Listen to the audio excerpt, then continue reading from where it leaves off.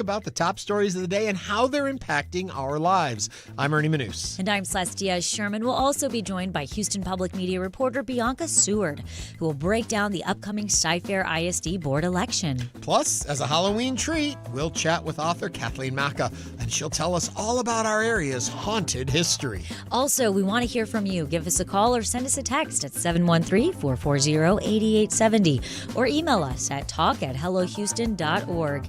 You can also watch us on YouTube by going to houstonpublicmedia.org. All that and more on Hello Houston after the news from NPR and News 88.7.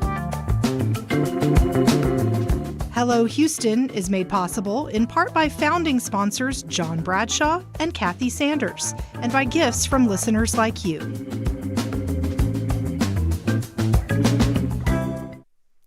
Live from NPR News, I'm Lakshmi Singh. A month into the federal government shutdown, tens of millions of people are at risk of losing federal food and nutrition benefits. The Secretary of Agriculture, Brooke Rollins, accuses congressional Democrats of jeopardizing continued funding of the Supplemental Nutrition Assistance Program, or SNAP. We are here today because SNAP benefits run dry tomorrow. So the truth has finally revealed itself, hasn't it? Democrat support for programs like SNAP is now reduced to cynical control over people's lives. This last month has shown that the party who constantly says it puts people over politics does the complete opposite. Democrats blame the shutdown on President Trump, saying he has refused to meet them to talk about extending health care subsidies millions of low- and middle-income Americans are set to lose at the end of the year.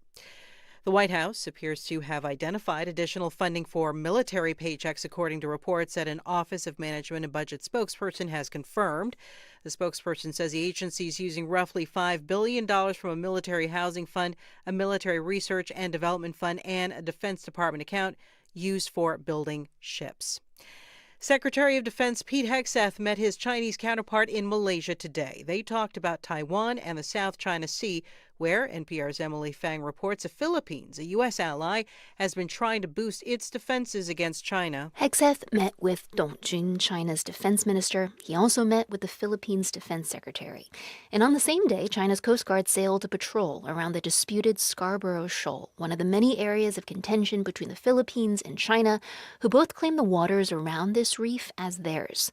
Dong Jun, the Chinese defense minister, told Hegseth that he hoped the U.S. would honor its commitment not to contain China and wanted the two countries to build off of a high-profile meeting between President Trump and China's top leader, Xi Jinping, just the day prior. Hegseth said in a statement on X that he told Admiral Dong the U.S. would ensure it has capabilities to defend its interests in the region. Emily Fang, NPR News. 58 years after Nobel Peace Prize winner Albert Luthuli died, the South African government is now ruling that the anti-apartheid leader was beaten to death by police. Until now, authorities had been claiming he was accidentally struck by a train. Luthuli led the African National Congress and, in 1960, became the first African to win the Nobel Peace Prize for leading a civil disobedience campaign against racial segregation by South Africa's white minority government. At last check on Wall Street, the Dow was down 32 points at 47,489. This is NPR News. Live from News 88.7 in Houston, I'm Tom Perumian. Harris County commissioners on Thursday signaled support for the eminent domain of nearly 9 acres for the land expansion of Ben Taub Hospital. Commissioners voted unanimously, directing Harris Health to hold community meetings before they make a final vote on the eminent domain project. Commissioner Leslie Briones says the expansion is critical. We want to save more lives, reduce wait times. So I'm all in, and I'm all in making sure all community voices are heard and that we do this as collaboratively and as creatively as possible. Officials have cited the current maximum capacity of the hospital and aging infrastructure as the reasons the expansion would have to stretch beyond its boundaries of the existing building. Ben Taub is one of only 2 Level 1 trauma hospitals in the region. Today is the last day of early voting for Texas's November 4th election. 3 seats are open in the Cypress Fairbanks ISD school board race. 2 years ago, the board gained a 6-1 conservative majority and has since implemented a number of right-wing policies. Brandon Rottinghouse, a professor of political science at the University of Houston, explains why this local race could have a larger impact. This election is a microcosm of school board battles across Texas. Conservatives have won victories in several districts, but some backlash has left those wins vulnerable. The Cy Fair races will tell us a lot about how much conservative bite there is in school board politics in suburban areas. The election could be a referendum on the ultra-conservative policies recently implemented. Checking your weather. It'll be mostly sunny and 74 degrees today with breezy winds up to 10 miles an hour. Tonight, clear with a low around 51 degrees. Rain is expected for early Saturday morning. Right now, we've got a few clouds and 68 degrees on the UH campus. I'm Tom Perumian. News 88.7. Support for NPR comes from NPR stations. Other contributors include Fisher Investments. Fisher's dedicated team of specialists provide resources on investing, retirement income, estate planning, and more. Learn more at FisherInvestments.com. Investing in securities involves the risk of loss.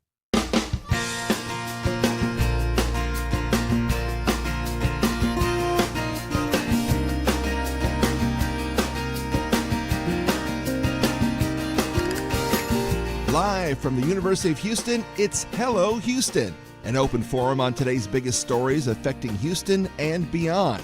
Call now, 713-440-8870, or let us know your thoughts on today's topics by emailing us at talk@hellohouston.org. Now here's your host for Hello Houston, Ernie Manous, Celeste Diaz-Sherman, and Frank Billingsley. Happy Halloween, Houston. Thanks for joining us today on Hello Houston. I'm sitting here a little nervous given the fact that Michael Myers from the Halloween movies is joining me in the studio right now. Frank Billingsley will be back with us on Monday, but if you go to our YouTube channel, you will see what I'm sitting next to, what I'm dealing with. I really hope that we can get the show going. Bad choice of costume to host a talk show. So you're like, Ernie, you're freaking me out. Let's get this show on the road. I saw it on the YouTube channel. It is kind of creepy, isn't it? Yes, it is very creepy. But you know what is not creepy? The weather outside is beautiful. Oh, it's fabulous. It is beautiful, and it is a great Friday, October 31st.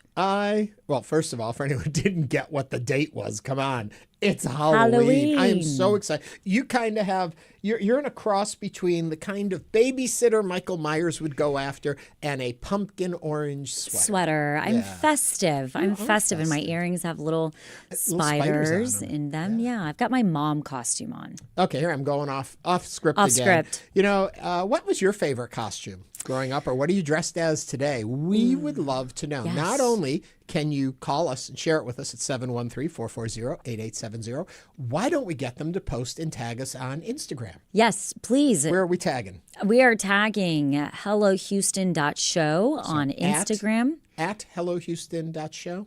I don't think you even have to @ anymore. I think you can, or maybe you do have to @. Add it and also hashtag it. Do them both. I don't know, but it has been Hello Houston at hellohouston.show.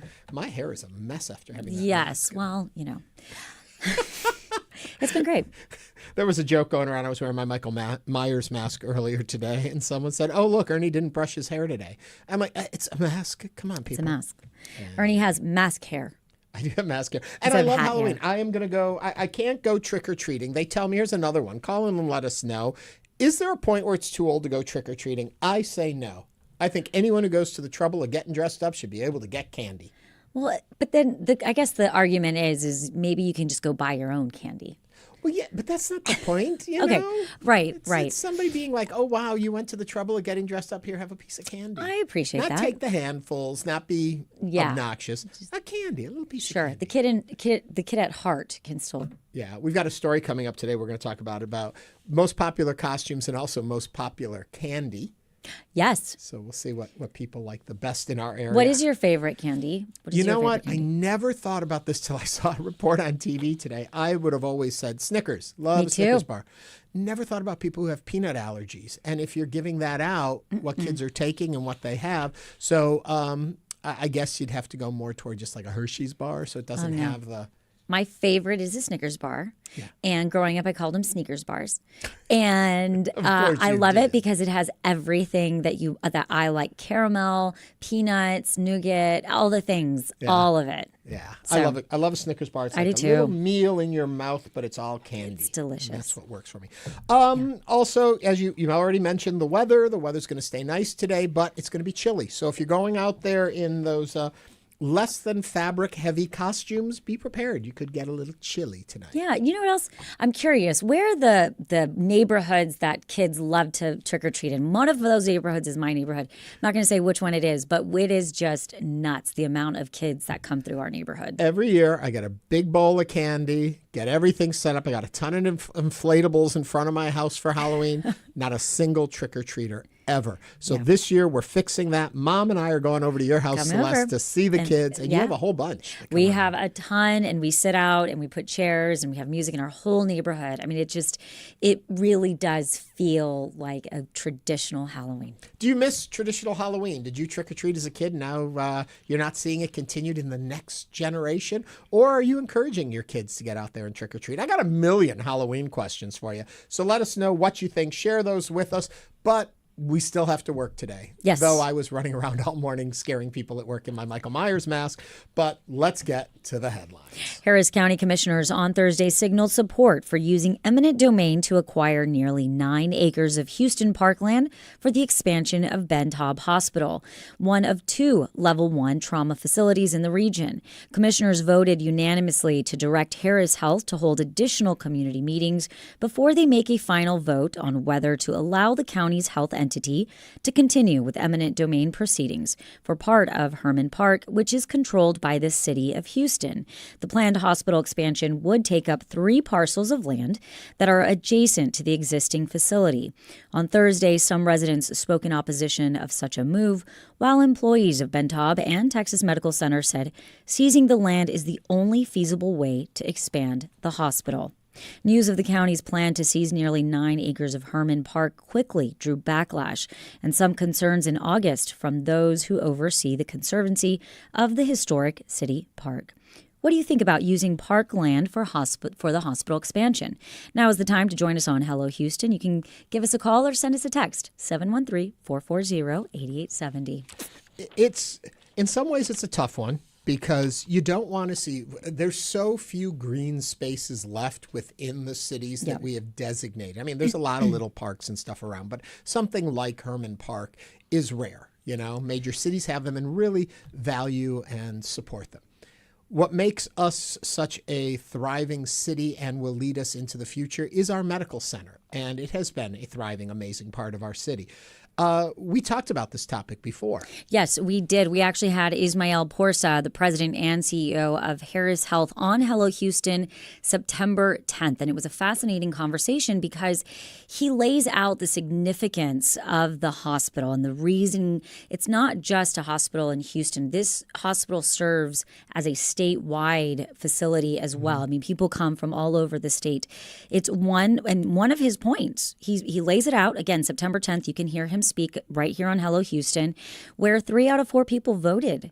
They voted for the expansion of this hospital, and it serves as a central clinical care facility for the Harris Health system, which is it's one of those places where when we look at somebody who's in need of care from perhaps a mental health situation or any type of homelessness, or they're out and they clearly need care. And we ask, where do they go? We don't want them going to jail. We don't want them just being dropped off somewhere else. Where can they get care? Ben Taub is where they can get care. I think that's the crux of this whole situation. Yeah. The thing also is their location. And if I remember that conversation, and you can find the conversation as our podcast, just look for the date. What date did you say, Celeste? September 10th. So you can find the podcast. There's also the commuter cut. I believe it's in there for that day. Or you can find the video on YouTube looking at Hello Houston at the Houston Public Media channel. I say all that so you can go and follow along if that's what you're hoping to do. But if I remember correctly, the expansion, there's not a lot of ways you can go. That area is so densely built, but you need to be connected with the medical center. It's not like they can go out into a suburb and build it there. It won't have the same interactivity with the medical center and their facility they currently have. And in time, they will revamp that whole thing.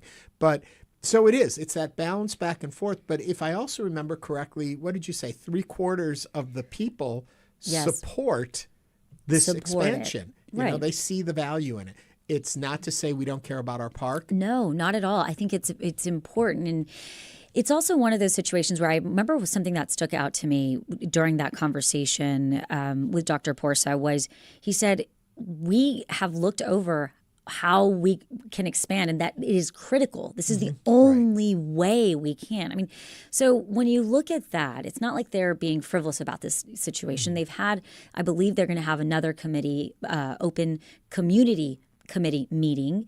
The conversations are being had, but at the end of the day, when we are sitting there saying we need solutions, we need help, people need resources and services, here we have a place that they are providing those services for people that we worry about out there. What are your thoughts? Yeah. What do you think? Do you think this is a good use of the land? Do you think this is where they should be going? They should be expanding? If not, what are your alternative ideas on what they could do? Because I think that's always a part we need to look at. The number 713-440-8870. You can call or text. But I think oftentimes we see a problem and we think, oh, this isn't a good answer, so we're against it. But we also have to think, what's the alternative? We were talking about this yesterday with rent and with the levels of what is required to rent or lease a facility to live in. But you also have to think, okay, if you're pricing people out of it, where's the alternative? You've got to think holistically about the whole situation. So what do we do? Right. There you go. Think about that. Share it with us. 713-440-8870. Okay, you want to talk royalty? Let's do it. Let's go to England. Okay, we're going to England. King Charles III. I still think that's funny to say. I haven't gotten used to there being a king there. Has stripped his brother, formerly known as Prince Andrew, of his remaining royal titles and ordered him to vacate his residence. This comes after Andrew surrendered the use of the title Duke of York earlier this month. From now on, he will simply be known as Andrew Mountbatten Windsor. I wouldn't say that's simple, but that's how he'll be known. And he will move from his royal lodge, that's the name of the home, into private accommodations. As I understand, those accommodations are on his brother, the king's estate, but they're different than being held by public monies, and that's where the difference is. The move comes amid renewed scrutiny of Andrew's ties to convicted sex offender Jeffrey Epstein and allegations of one of Epstein's victims, Virginia Giuffre, who posthumously has had a book published that she had written before she passed. While Andrew denies wrongdoing, the palace says the action was necessary. This marks an unprecedented step in royal history, a clear signal that the monarchy is distancing itself from a high-profile scandal. What are your thoughts about stripping Andrew's title? What do you think of the monarchy making this kind of move? Do you think other governments and leaders should be looking at this in a different light and maybe having some comeuppances and punishment for behavior? I know that wasn't in my script, but I added it anyway. 713-440-8870. Here in the United States, we like to say no one is above the law. Well, over there in England, I guess no one is bigger than the monarchy. Yes. Not even the king's brother. It's about time. He has been linked to the Epstein situation, and I think that from the get-go, where there's smoke, there's fire. He needed to go a long time ago. I think the monarchy needed this firm kind of stance on where they stood in regard to this situation. It's always unfortunate. It is a family. I understand that. I also understand as somebody who I like to read about the royals. I saw your face. I was like, I like to read about, Kate Middleton and William got married around the time I got married. And so there's some parallels there. But I mean, I'm clearly not royal, but I wish I was. I digress. All right, we've totally lost the train here. So to my point, that from what I understand is that the Queen really loved Andrew. Yes. And this was her son, her favorite. And which I tell my kids there is no such thing. But I'm to being that quiet on this one. point, to that point, it's about time. Yeah. I think a hard thing for us here in the States to understand is the concept of a monarchy, that it is a birthright. It is not a vote. It is not elected. It is not a chosen. It's not a gift given to someone. It's something that is born into a particular family line. And I don't know if it still stands by this, but it's sanctioned by God in their understanding. So if this is the anointed family that has been chosen to lead a people, removing someone from a position is more paramount than we think of it as. Like we think, okay, you throw out an elected official and you move on. There's different ramifications. And that's why there's questions about the children for Prince Andrew. Which I don't think that his daughters necessarily they're not losing anything. Should be losing anything. I don't think that's fair, right? That's their fault. That, I would not want my children to have to pay for, things that I have done in the past. But they need big bank accounts. Anyway, it's a serious situation. It is a serious situation. I'm glad they're finally taking a stance on it. It's what you're talking about is, I think there was a book. I don't know why the term comes, the genetic lottery, basically, where they just won the genetic lottery. I mean, they were born into this family, whether they wanted to be or not. I mean, we can go into about Harry and Meghan Markle and that whole situation. But the fact of the matter is that the royal family needed to take a stance on it. On a bigger issue, too, I think we need to see Jeffrey Epstein, Ghislaine Maxwell, both were convicted and went to prison for this abuse. Yet where are all the people that partook of it, and where are those lawsuits? And so seeing someone like Andrew being, in a sense, punished for his behavior to some degree, not at the level I think anyone would agree he deserves to be punished if, in fact, he was involved in the actual abuse. But we're not seeing that over here. We're not seeing there had to have been people partaking of this behavior, or else the other two wouldn't have gone to jail. Right. It wasn't just them. So I think we need to find justice there. 713-440-8870. Let's first grab Callie is on the line. Callie, what's on your mind today? Which topic has fascinated you? Well, what's fascinating is I've had a ton of friends in the UK, and so everyone praising King Charles, saying, oh, he's taking a stand.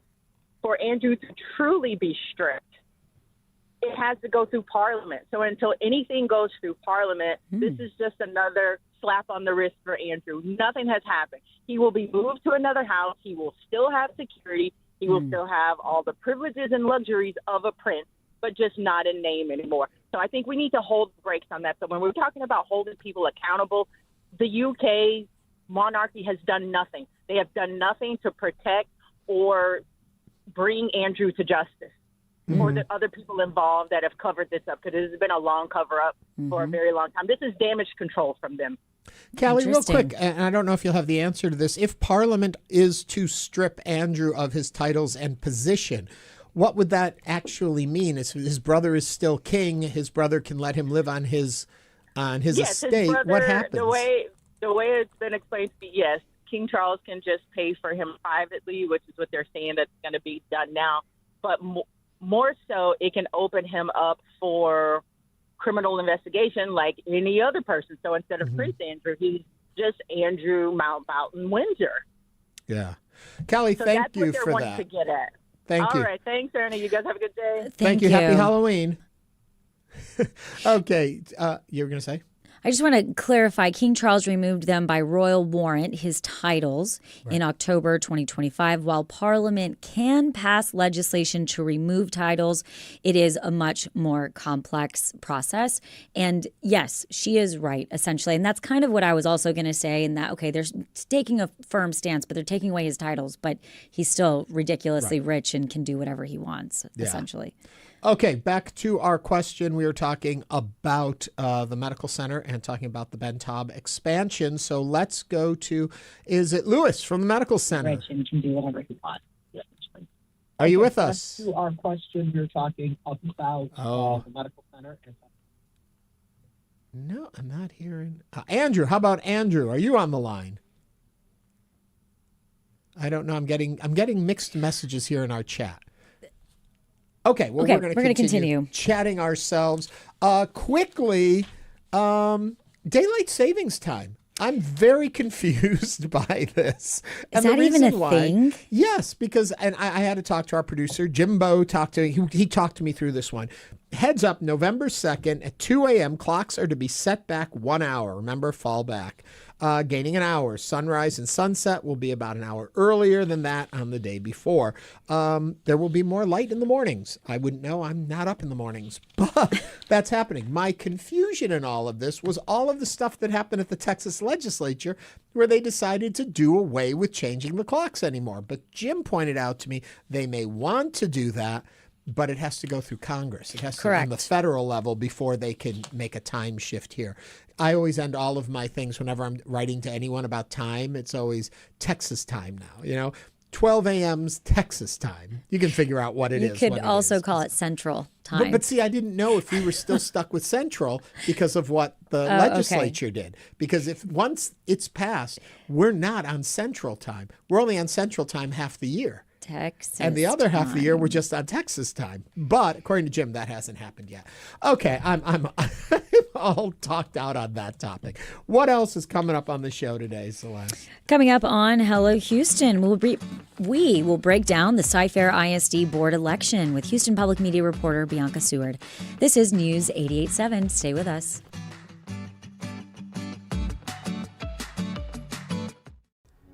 Want to binge All Creatures Great and Small, catch up on Nova, or revisit Ken Burns' documentaries? You can with PBS Passport. With a gift of $5 or more per month to Houston Public Media, you'll get access to PBS Passport that lets you watch your favorite programs anytime you want. Support the programs you love and enjoy them on your own schedule with PBS Passport. Make your gift now at houstonpublicmedia.org/donate. HoustonMatters.org. Your support for Houston Public Media powers the programs you trust and rely on. And your employer may help your contribution go even further. Many employers sponsor matching gift programs, doubling or even tripling employee contributions. It's an easy way to maximize your impact on the programs you rely on. Search for your company and get started today at houstonpublicmedia.org/match. Maybe it was always there. That sound on the edge of perception, but as the nights grow longer and All Hallowed Eve approaches, soft at first, feeble, but growing louder, growing more insistent, angry. The Snap Judgment Spook Special. Knock, knock. Do not miss it. Tune in Saturday night at 8 on News 88.7. The Gwich'in face another round in the 40-year fight to protect caribou and their homeland in the Arctic National Wildlife Refuge. Our elders call our land Iljikwitsan Gwendai Gudlit, which means the sacred place where life begins. I'm Steve Kerwood. The door opens again to oil wells in Anwar. Next time on Living on Earth from PRX. Tune in tomorrow night at 10 on News 88.7.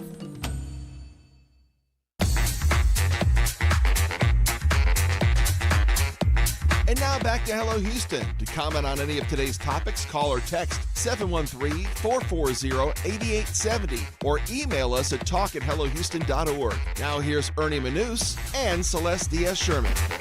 School board elections don't usually make big news, but this year things are different in Cy Fair ISD. After months of tension and a wave of campaign money, the race for 3 trustee seats has become one of the most contentious in Texas. The outcome should shift the balance of power on the board and signal where local voters stand on the future of public education in Texas. Joining us now to break it all down is Bianca Seward, reporter for Houston Public Media's News 88.7, who's been following the Cy Fair ISD board race closely. Bianca, welcome back to Hello Houston. Hey guys, thanks for having me. Thank you. And if you would like to join the conversation, if you have a question or you want to text something to Bianca, give us a call or send us a text, 713-440-8870. So I want to start just by Bianca, why are we concerned about this school board election when usually they're pretty straightforward? They're not that sexy. Yeah, they're not supposed to be super exciting. I mean, they're nonpartisan elections, or they're supposed to be. And I think we're focusing on Cy Fair ISD because we've seen this kind of crest of a red wave that we saw over the last few years. If you looked at Katy ISD, if you looked at Clear Creek ISD, Fort Bend ISD, they elected a number of really conservative board members in the early 2020, 2021. And we've seen some of those incumbents lose their seats after a number of ultra-conservative policies were implemented in their districts. So people are looking to Cy Fair to say, will the same thing happen here? In 2023, they got a 6-1 conservative majority. And since then, they've adopted a number of really, really conservative policies, aggressive book banning, a number of different things. And so we're looking to see if on Tuesday, and as early voting develops or ends today, if we'll see the same thing, if those incumbents lose their seats. No, I guess I don't know if you're staying with this point. Then I'll let you finish there because I want to go somewhere else with this for a second. Oh, well, I wanted to just talk about specifically, like you said, we're seeing this. If there's a lot of question around, is Cy Fair kind of like that last domino to fall in regards to the situation? Are people happy with the changes that were being made, though? Yeah. They've gotten a lot of headlines because of these very conservative policies. But when I was on the ground last week and talking to voters, there are a number of people that are very happy with the policies that they've implemented.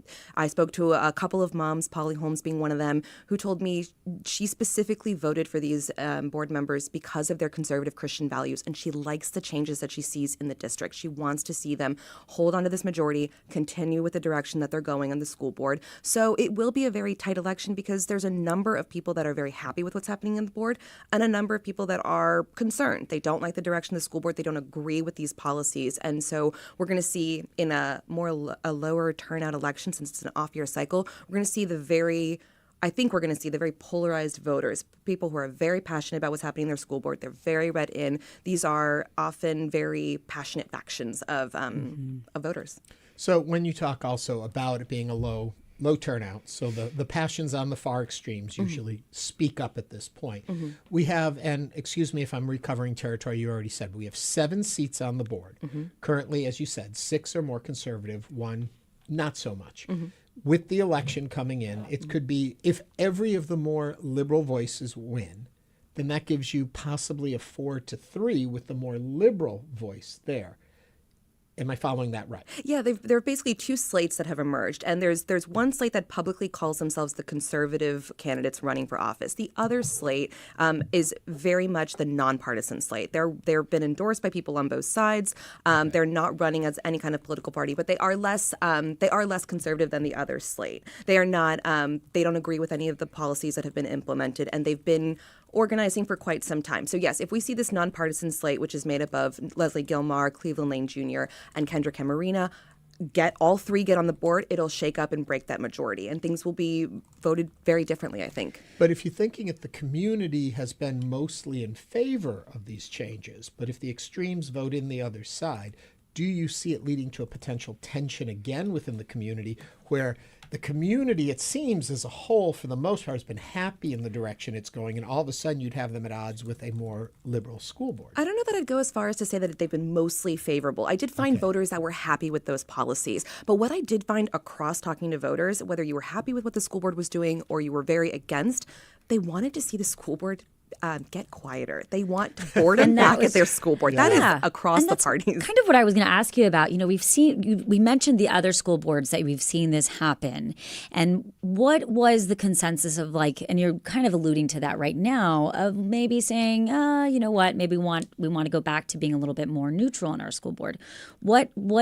Tell us more about that. Well, when I talked to Brandon Rottinghouse, political science professor here at the University of Houston, he talked to me about this. We do see the pendulum kind of swing. When voters kind of go really far one way in one election, we usually see it kind of swing back. I think this idea that they want it back to a more neutral board is across the political spectrum. They want to see their school board less in the headlines, even if you're in favor of these policies. A number of moms that I spoke to in Cy Fair at Governor Abbott's event, which was a conservative get out the vote event, obviously, they just wanted to see things quiet down. They wanted to be less in the news, is what I heard. Yeah. Early polling, and I don't know if you want to talk about polling or not, but I'm curious, what does early polling imply is going to happen on Tuesday? I don't have any early polling numbers to kind of share with you guys, but just being on the ground, the anecdotal evidence that I've seen, we're going to see this be close. And again, I turn to that low turnout. In 2023, when they locked in a conservative majority, only 16% of voters came out. So it is, it's turnout will be critical, and I think that's what we're seeing on both of the slates going out there. When I talked to the nonpartisan slate, Leslie and Cleveland shared with me they were door knocking, they were calling people, they're trying to get the vote out, because I think that's going to be the one thing that changes. Does this give us any snapshot of the rest of the state, of the nation right now, because I think we feel in a lot of places there's a more conservative push going on right now, but how will this turnout tell us and interpret what we believe? Yeah, Professor Rottinghouse called it a microcosm of school board battles across the state. And I think it's very telling that we saw the governor here in Cypress last week. He did not endorse any of the candidates, but he did speak largely to the educational reforms that he's implemented. So it was kind of this lending his appearance to the race, but not going as far as an endorsement. But it's seismic to see the governor come to Cypress in an off-year cycle when this is really the battle on the ballot. It said a lot about how important these races are and what we can glean about conservative bite in suburban areas. So we're gonna. I don't want to over ascribe what we're going to learn, but we can glean what people are, what is popular and what's not working. You're not going to say, so goes Cy Fair, so goes the nation. Right, we're not going to go there yet. We did receive a text, and this person says, I'm a Cy Fair ISD parent, and I'm against the right-wing candidates. I already voted. If you live in Cy Fair ISD, get out and vote. So there you go. You have important message there, especially when you talk about these off-year elections, which have such a low turnout. If you are passionate, if you have a belief, even if you don't, you should vote anyway. Get out there and vote your conscience. It does move the needle. Yeah, massively. And I want to mention at that governor's event, around the corner from where the governor was speaking, there were dozens of protesters, a lot of them democratically aligned or aligned with the Democratic Party, and they are very frustrated with the policies that have been implemented. And let's get into some of those. The board voted to delete 13 different chapters on diversity, vaccines, in textbooks. They pushed really aggressive book banning policies. Blassingame, who is now on the ballot in District 6, and we can get into her shuffle here in a minute, pushed a policy to put chaplains on the payroll, basically.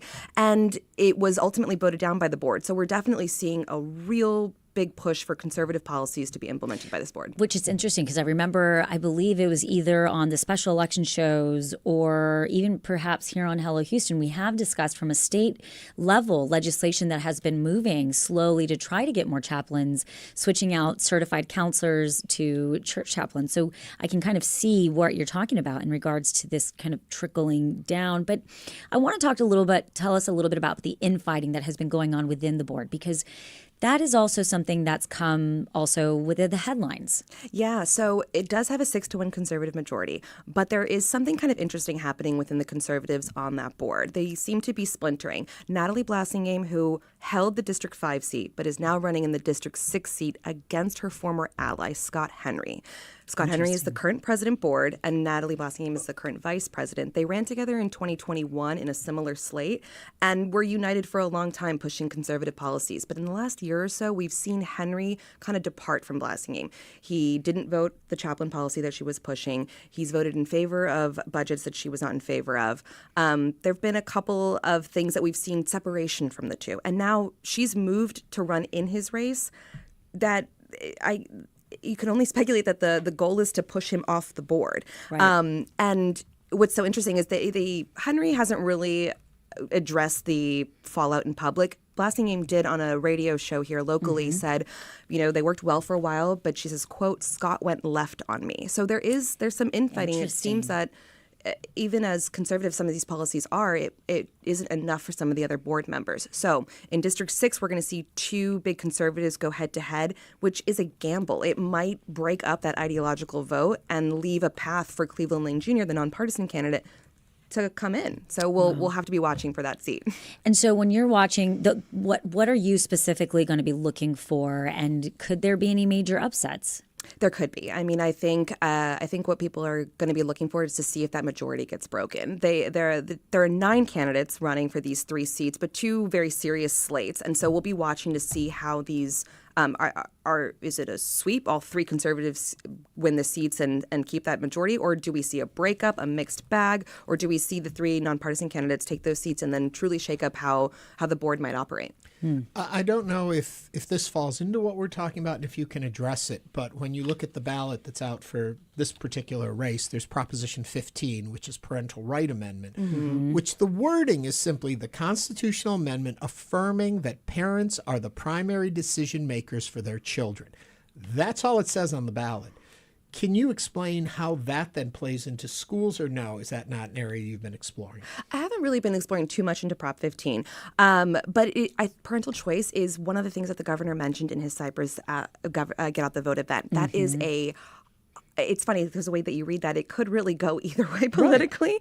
I think parental choice is top of mind for a lot of people, and it just depends on what that means to you, right? Right. Because the thing is, I would say parental choice sounds like a no-brainer, of course. You know, and I think of it more from as a parent, if my child falls and does an ambulance come pick them up? Do I come pick them up? Do they call me? Am I the person that making that decision? Is the school making that decision?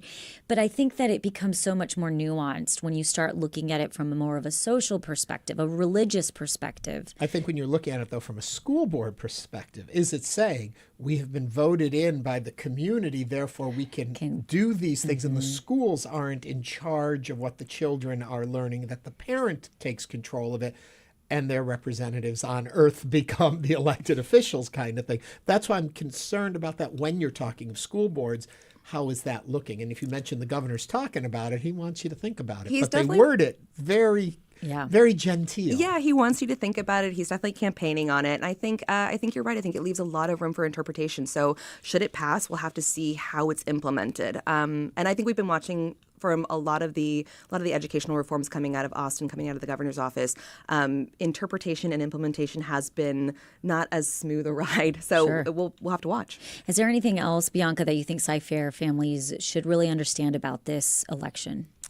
I think it's just an opportunity for the public to speak out. It has had this majority for a couple of years now. So this is an opportunity for voters to either co-sign what the board has been doing or speak out. So I think it's definitely one to watch. It's one to see as we kind of track these different school boards and how they operate, which way the public is really feeling. Yeah. Well, the cool thing about watching it is on election night, we've been talking about, we have a 1-hour special at 8 p.m. on November 4th. You'll be joining me on that because you'll be out in Cy Fair watching this on the ground. At that point, polls theoretically will have closed, and maybe we'll have some early polling information there. Yeah, I'm excited. I'm going to be hitting a couple of different polling locations in Cypress to get the pulse of the voters, and then that night I'll be going to a couple watch parties to see what Cy Fair ISD looks like. Thank you so much. Bianca Seward is a reporter for Houston Public Media's News 88.7. Bianca, thank you for joining us on Hello Houston. If you would like to follow Bianca's coverage, you can go to houstonpublicmedia.org and find more. Coming up, we'll discuss Galveston's haunted history. Stay with us as Hello Houston continues.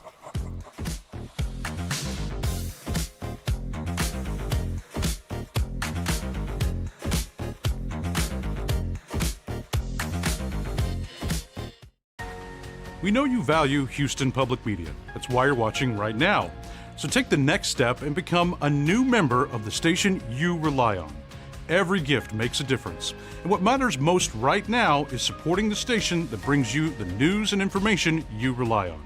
It only takes a minute to make a big difference. So join as a new member today at houstonpublicmedia.org/donate or call 800-364-8300. Grover's Mills, New Jersey. I'm George Takei. When Orson Welles broadcast The War of the Worlds, he changed the face of mass media. We are deeply shocked about the results of last night's broadcast. On October 30th, 1938, millions were listening to CBS when The War of the Worlds came on the air. Listen for War of the Wells from R.H. Green and Southern California Public Radio. This Sunday at 9 p.m. on News 88.7.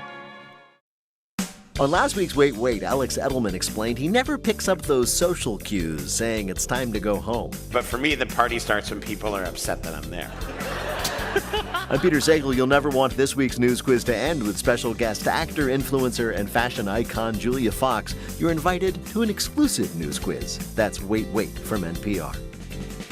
Tune in Saturday morning at 10 a.m. on News 88.7. Houston Public Media is a service of the University of Houston and is supported with your gifts to the Houston Public Media Foundation. More information available online at houstonpublicmedia.org/donate. Support comes from the Houston Ballet, presenting Stanton Welch's The Nutcracker, a holiday tradition. Clara and the Characters, intricate sets, and new discoveries return to the Wortham November 28th to December 28th. Tickets at houstonballet.org.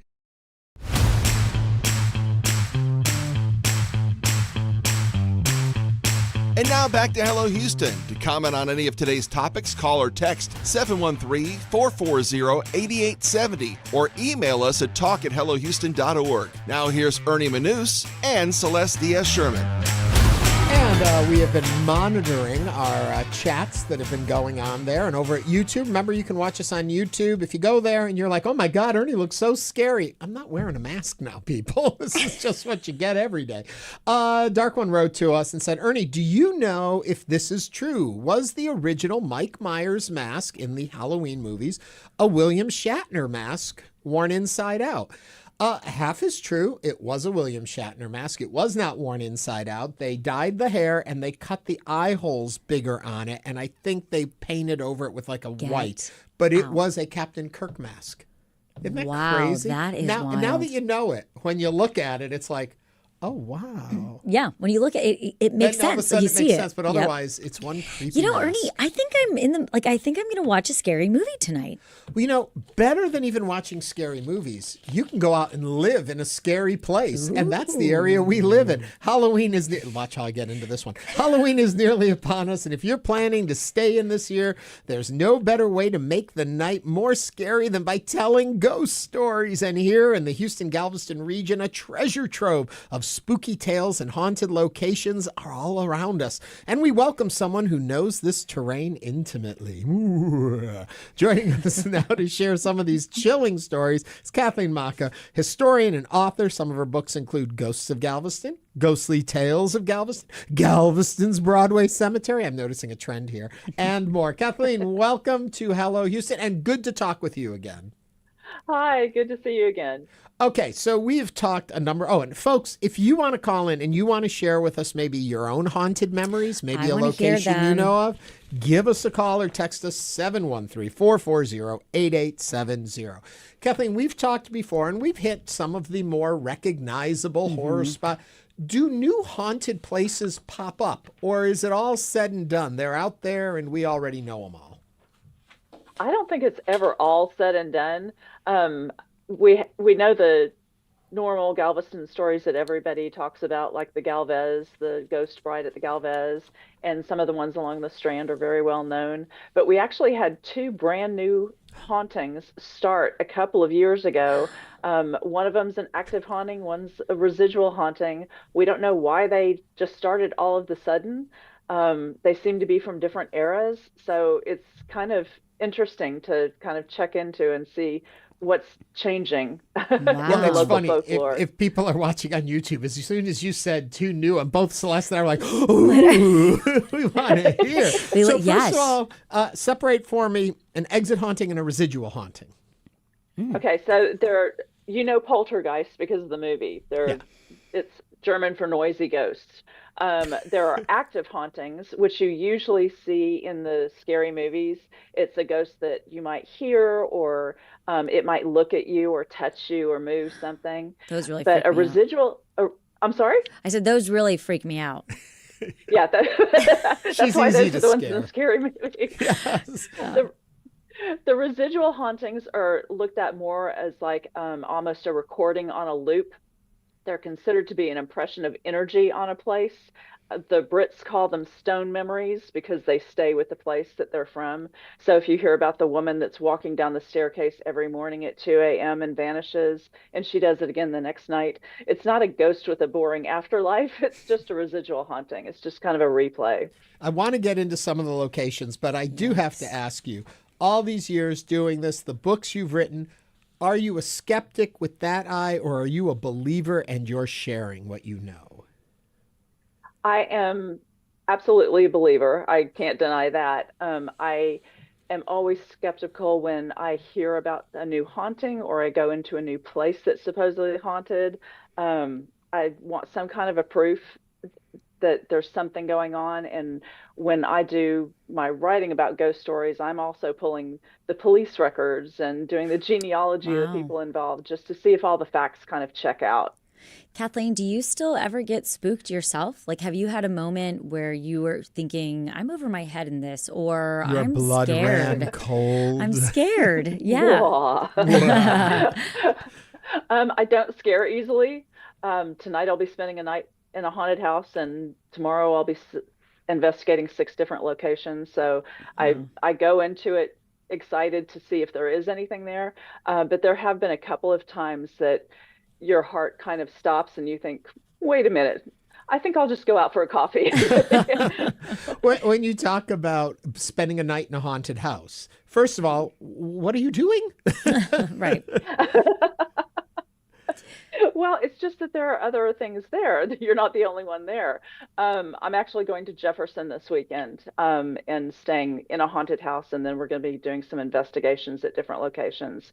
But we do that in Galveston as well. A lot of the properties, including the 2 historic hotels, are notoriously haunted. So you are running the risk of having a visitor in your room if you're staying there. But they're all pretty amiable, so it's nothing to worry about. We look at Halloween, but you're staying overnight tonight into it. So when is the Halloween activity really? Is it Halloween? Is it midnight leading into Días de Muerte? Yeah, Dia de los Muertos. Yeah. Is it into November 1st? When are they most unsettled? So there's always the talking about the thinning of the veil around Halloween at midnight, and there are a lot of superstitions about putting salt on your doorway or something under your pillow so the spirits can talk to you. From what I've experienced and what I hear from others, I don't think there's any particular time of year that's more active than others. I think it goes on year round. Okay. Are we ready for some ghost stories, Celeste? I'm ready. Okay, fill us in. Tell us the ghostly stories. We'll start with one a lot of people know, but I love your take on it. Let's go to the Hotel Galvez, and let's go to room 501. Yes, the hardest room to get a reservation in October. I was staying at the hotel, and I was like, can I? And this was in the spring. Can I? And they're like, oh, it's always booked. That is so yeah, funny. you have to do it way ahead of time. So tell us, what happened in room 501? So room 501 is attributed to the ghost bride of the Galvez. She supposedly was staying there when she was waiting for her fiance to come back he was a merchant marine. And when he came back, they were to be married. She got word that his ship had been sunk and all hands were lost.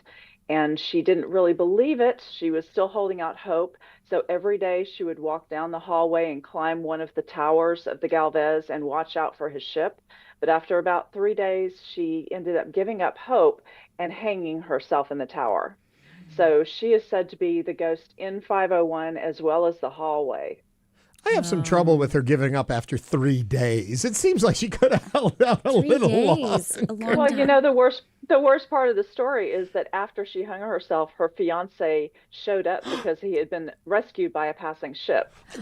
I rest my case. She should have waited a little. So you're right. So what is the haunting then? What do we see if we're in room 501? It kind of depends on who's there. Sometimes she's fairly welcoming and sometimes she's not. She'll turn the lights on and off. She'll make banging noises in the room and in the bathroom. There's another little spirit that we haven't identified that's in the bathroom too, some male spirit that we don't know who it is. The last time I was in 501 was a couple of years ago on Halloween. Some friends or some people had hired me to go in there and stay with them, and they left within a few minutes because all the equipment started going off and they weren't quite expecting a lot of activity, and they just grabbed their bags and left. So wow. Okay, take me a little bit to another place on the island. Let's go to Ashton Villa. What goes on there? Ashton Villa is haunted by both of the Brown daughters, both Betty and Tilly. If you wander by the home at night when it's a little bit quieter, you'll hear piano music wafting from the music room. And that would be Tilly, because Miss Betty never would have sat still for a piano lesson. But Miss Betty I love how is she kind knows of, these ghosts. Yes, I love it. Miss Betty is often seen coming down the front staircase in her favorite blue Mardi Gras gown. And back when Ashton Villa was a tour home, the docents would always run upstairs and straighten the bedding on her bed, because by the time they would come up, it would look like somebody had been sitting on it. And no matter how often they straightened it, the next time they came into the room with guests, it looked like there was an impression and somebody had been sitting on the bed. Ooh. Wow. Now, Kathleen, is there a time or an era where we see more, I guess, ghosts that like to come back from a certain time or era? Was there a point that gave us more ghosts? Yeah, right. Like, or is it one of those things? That's a really good question. Throughout history, most attention came back to ghosts during the Victorian era. Queen Victoria had a lot to do with that. When she lost her husband, that's when spiritualism took off. It had a big renaissance after the Civil War, because so many people had lost loved ones that they became very interested in, can we contact them somehow? So spiritualism, seances, and everything became really big business back then. And that's when it really took a hold in America. Yeah. Wow. We talk often about some of the very recognizable and talked about spots in Galveston and the area that are haunted. For you, what's a little hidden gem of horror that you like?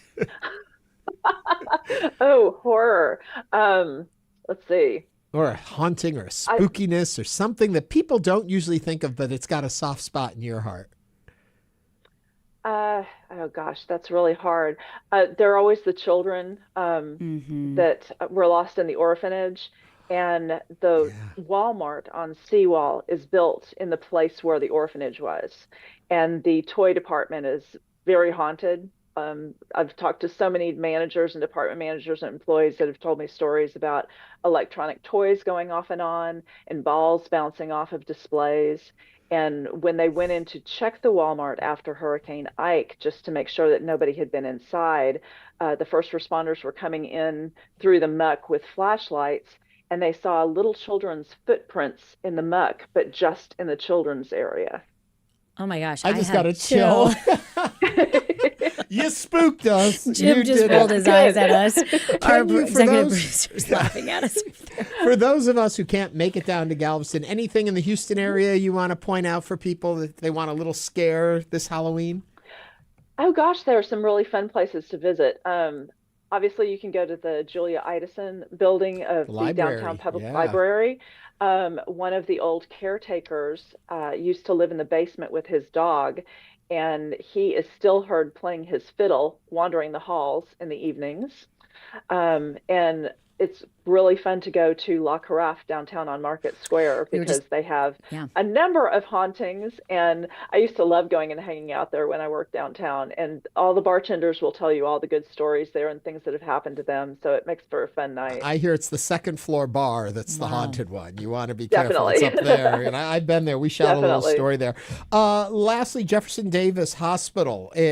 It was built on a burial ground. It has now been turned into lofts, and artist lofts. Are people still seeing sightings there? Really quickly before we run out of time. Yes, they are. People were seeing it even when they were building the lofts out. They did not move all the bodies, so there is a reason for unrest, but nothing seems to be anything to be scared of, but maybe startled if somebody walks through your hallway or through your room or through a wall. Wow. Kathleen Maca is a historian and author of Ghost of Galveston, Ghostly Tales of Galveston, Galveston's Broadway Cemeteries, and more. Kathleen, thank you for joining us today on Hello Houston, and good luck tonight. Thanks, I appreciate it. Stay safe. Coming up, we'll continue diving into today's top stories, and we have some spooky ones. Stay with us for the second hour of Hello Houston. Stay tuned. There's more Hello Houston on the way with Ernie Manous, Celeste Diaz-Sherman, and Frank Billingsley. For the latest in local news, subscribe to the Hello Houston daily newsletter at houstonpublicmedia.org. Hello Houston is a production of Houston Public Media. The opinions expressed by the guests of this program are solely their own and do not represent the views of management, staff, or underwriters of Houston Public Media. This is News 88.7.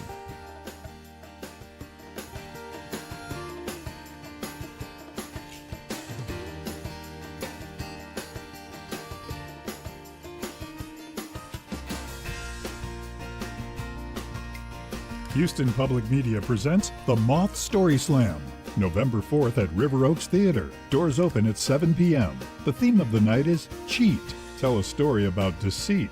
Tickets at houstonpublicmedia.org/The Moth. 69 degrees at the University of Houston. I'm Tiffany Taylor. Sunny skies for our Friday and a clear night ahead. High in the lower 70s, looking at an overnight low in the mid-50s. This is your NPR station, KUHF Houston News 88.7, a service of the University of Houston. Just ahead on this hour of Hello Houston, we'll continue with your calls and questions about the top stories of the day. I'm Celeste Diaz-Sherman. And I'm Ernie Manous. We'll also speak with the University of Houston's Hobby School of Public Affairs about the findings of a 2025 Texas Trends Survey. Plus, we'll also share a list of spooky events happening tonight in Houston for a special Halloween edition of our regular Friday feature, Last Minute Plans. And we want to hear from you, so give us a call or a text at 713-440-8870 or email us at talk@hellohouston.org.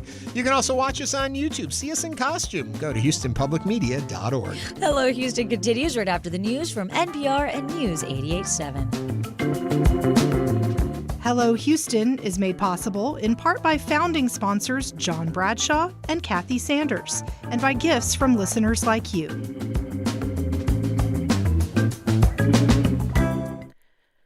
Live from NPR News, I'm Lakshmi Singh. A federal judge seems likely to rule that the Trump administration must pay SNAP food benefits despite the government shutdown. But NPR's Jennifer Ludden reports that even if that happens, some delays in payments are expected, and people will get less than they normally do. The federal government usually sends SNAP funding to states well before the first of the month because it takes days to distribute it onto people's debit-like cards. Now, there's an added complication. The Agriculture Department's contingency money falls short of full SNAP funding for November. The administration has said calculating partial payments would be a logistical nightmare that could take weeks. States and cities across the country have been preparing for a lapse. They're ramping up donations to food banks, offering protections if people fall behind on their bills, even shifting their own budgets to pay some amount of food aid to SNAP recipients temporarily. Jennifer Ludden, NPR News, Washington. The FBI has arrested 20 people, including 2 sheriffs and 14 current or former police officers. It's part of a years-long law enforcement corruption investigation in the Mississippi Delta. Mississippi Public Broadcasting's Will Stribling reports. Prosecutors say the officers took bribes to protect what they believed were cocaine shipments being moved through the Delta and into Memphis, Tennessee. Here's U.S. Attorney Clay Joyner. In Mississippi, you had marked vehicles and uniformed officers driving down the road, protecting what everyone understood to be a drug shipment. Joyner says it was a controlled sting, so 55 pounds of cocaine and briefcases full of drug money weren't really transported. But the bribes were real, with some officers taking more than $30,000. The defendants have all been granted bond. They face a slew of bribery, firearm, and drug trafficking charges. For NPR News, I'm Will Stribling in Oxford, Mississippi. Israel's top military lawyer has resigned amid questions over a leaked video that showed Israeli soldiers severely abusing a Palestinian detainee.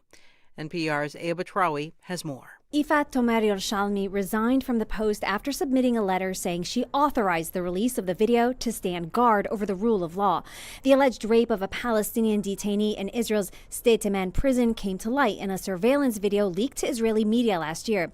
It showed Israeli soldiers surrounding a bound and blindfolded Palestinian detainee with riot shields to block visibility while they allegedly raped him with a sharp object, tearing his rectum, puncturing a lung, and breaking his ribs.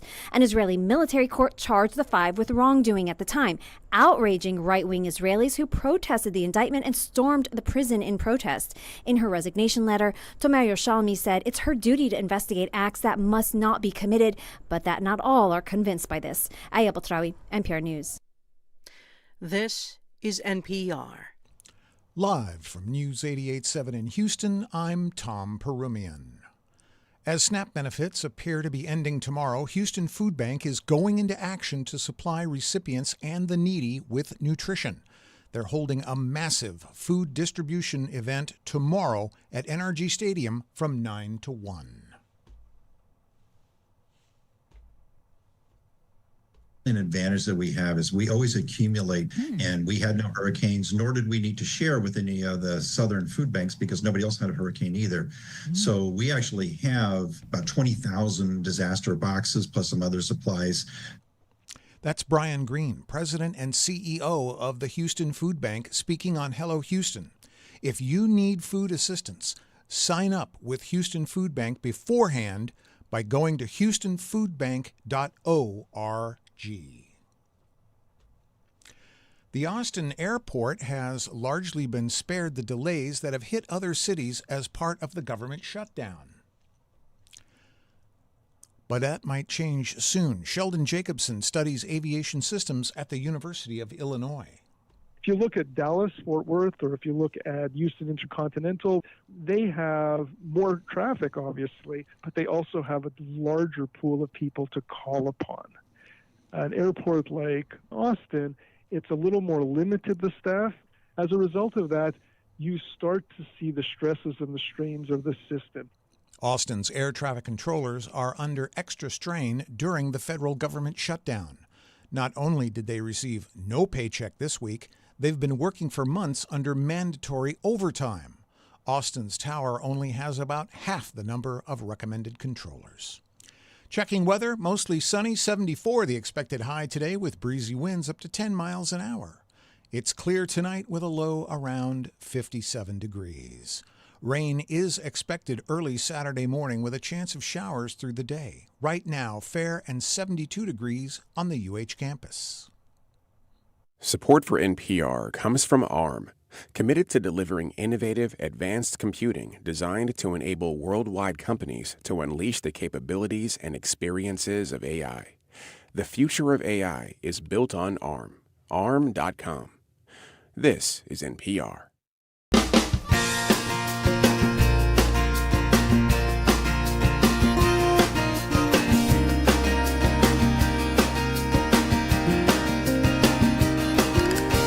Live from Houston Public Media and News 88.7, it's Hello Houston, an open forum on today's biggest stories affecting Houston and beyond. Call now, 713-440-8870, or let us know your thoughts on today's topics by emailing us at talk@hellohouston.org.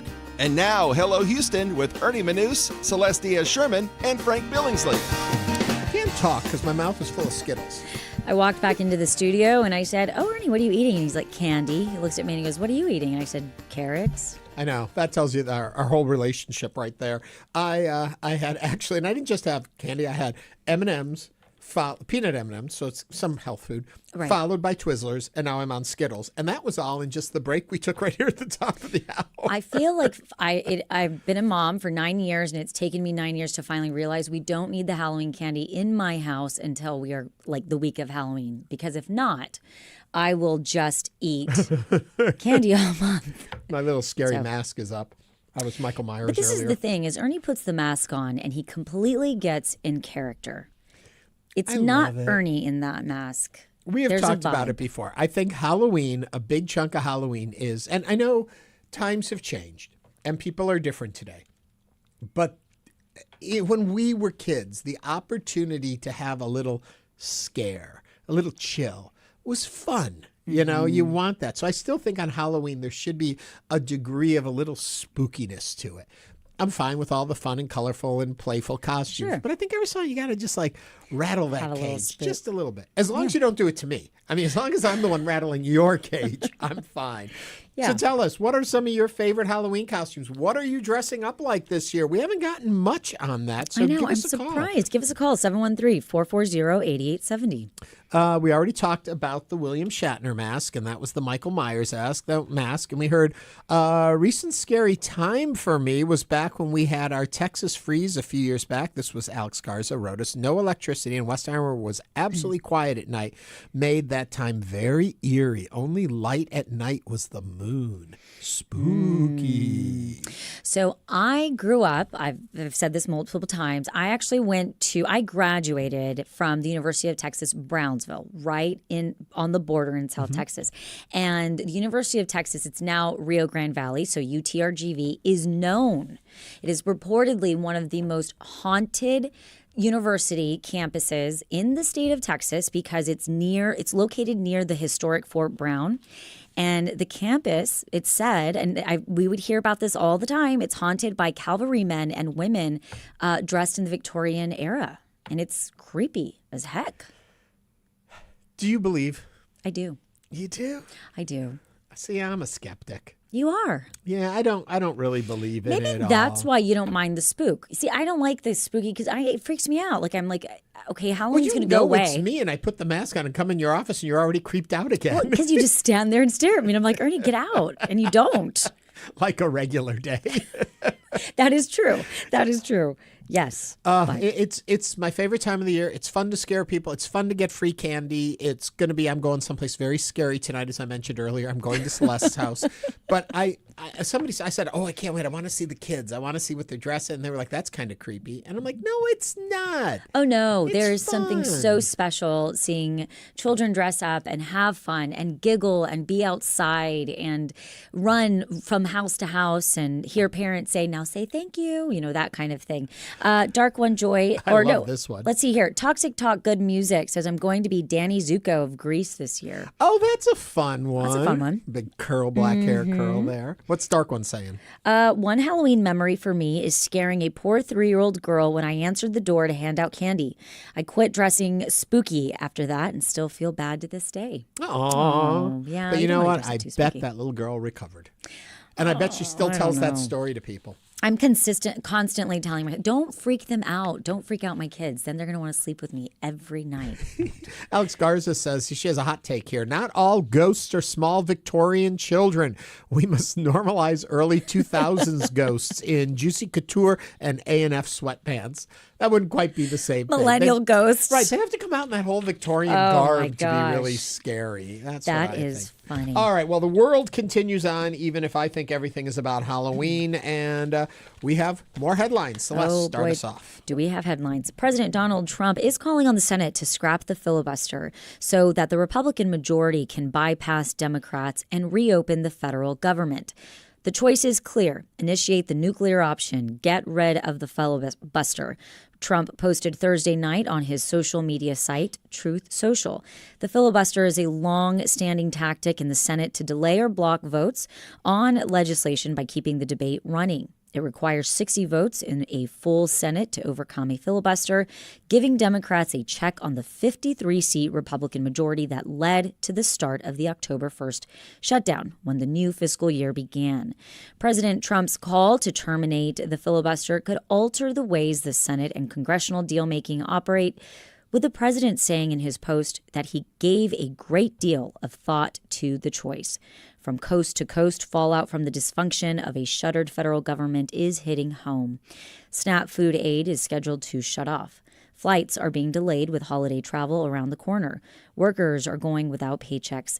And Americans are getting a first glimpse of the skyrocketing health care insurance costs that are at the center of the stalemate on Capitol Hill. Now is the time to join us on Hello Houston. What do you think? Should we scrap the filibuster?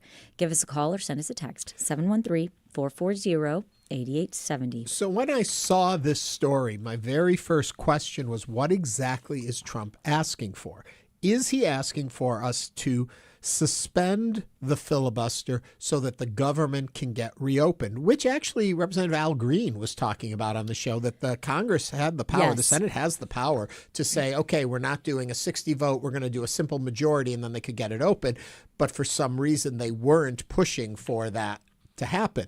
So Or is Trump saying, as he often does, let's take this opportunity and do away with the filibuster, period, so that no longer do you have to get 60 votes. You can always operate on a simple majority. That would be much more dangerous. And even Republicans are coming out and have said, let's not get carried away, because that will throw off. It will always be majority rule, and that's not exactly how government should work. So without clarification from the president, which we never will get, because it's going to be these missives without full legal ramification or legal explanations behind it. So it's interesting. What exactly is he asking for? I'm kind of in favor of we need to open the government, because I think too many people are going to suffer. I do too. And it's just a CR, which is just going to hold this for, 60 days, 90 days, whatever. And then we're going to be at the same impasse again. So you can correct anything that you think is still a problem, and the people have had a taste of how bad it is. But to suspend the filibuster totally? No. That's dangerous territory. Right. And bringing it out just a little bit, when you start using nuclear options as an option regularly, administrations change. Different presidents from obviously both parties come in and out. We don't want to start just hitting that nuclear option when we can. I think it's important that we stay the course, and I'm with you in the camp that we need to reopen the government. Over on YouTube, Dark One says the filibuster should go back to a 67 count instead of the current 60. So that's pushing it even further to get more.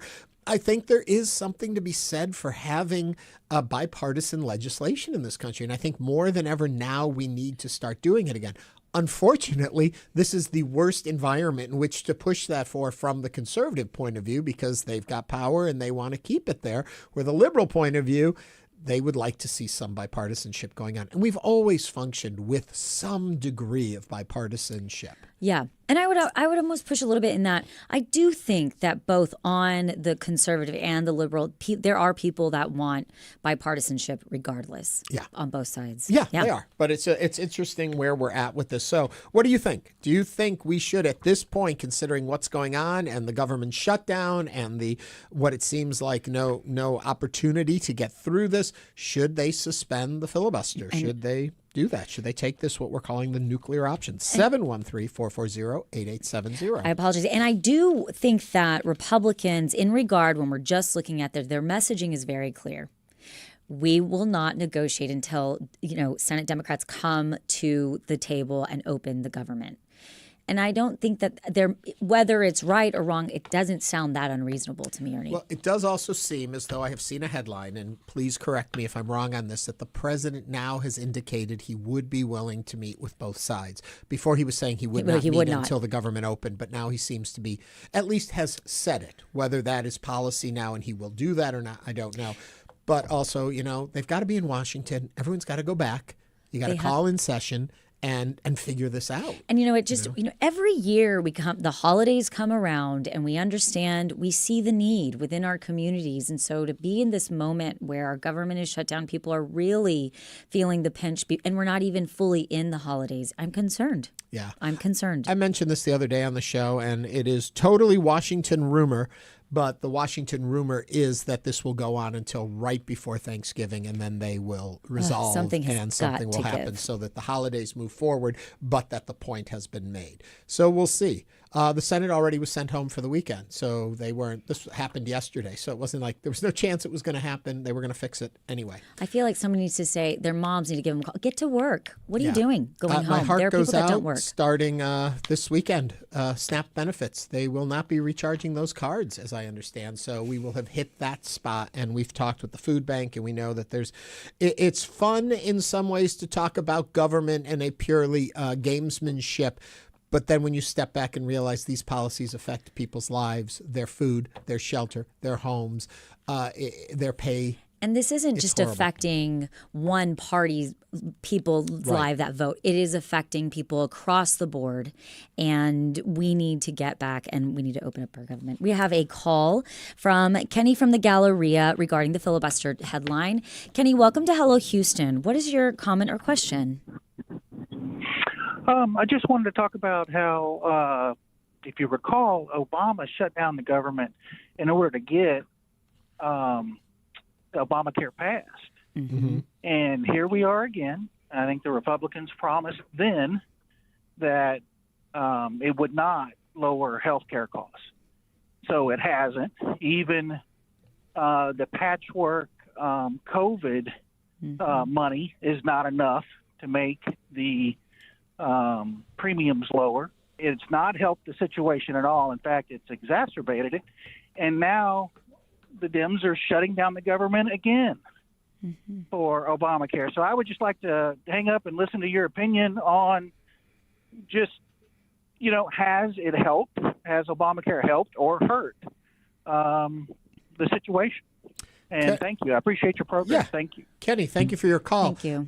My first reaction would be that Obamacare, or the Affordable Care Act, as it's actually called, did in fact make it possible for many more people to be on insurance. Yes, there were fees with it. Yes, insurance is out of hand in this country, and we really need to have an overhaul of the entire system, I believe. But in lieu of any other plan, because we have yet to see a plan outside of the Affordable Care Act that would actually be realistic, we don't have an alternative. And I think that's part of the problem. But there are people that know a lot more about this than I do. Yes, and we in fact had Amanda Seitz, who's a Washington health policy reporter with KFF Health News yesterday, who broke this down in great detail. Kenny, I implore you or anybody else who wants to understand how Obamacare or the Affordable Care Act now has affected or been beneficial or hurt the people. And I believe that she really did break it down. And I believe there's millions of people that are signed up under the Affordable Care Act. I remember she said 24 million. 24 million. 713-440-8870. Colby from Katy is on the line. Colby, what's on your mind? Hey, I just want to say that I think that Republicans are being extremely disingenuous regarding this entire situation. Early on, they were saying that Democrats are trying to provide subsidies for illegal immigrants to get health care, which is simply just not true. You can't be undocumented and receive ACA benefits like that. And even if it were true, what's stopping Republicans from trying to pass a budget that explicitly states these subsidies only go to American citizens? Colby, take me over a little bit, and thank you for those comments. I'm curious your opinion on the filibuster. What do you think? Well, I'm not crazy about it, but I think in this situation and in this environment, it'd be really bad to have a Senate that can pass legislation with a simple majority. I think we need to have bipartisanship. We need to have a lot of people in the room agree that what's happening is good for most people. Colby, thank you very much for your comments. You know, Colby brings up an interesting point because he was saying how Republicans are saying subsidies, one of the reasons they want to pause it is because, or they want to relook at it, or is because of abuse or fraud.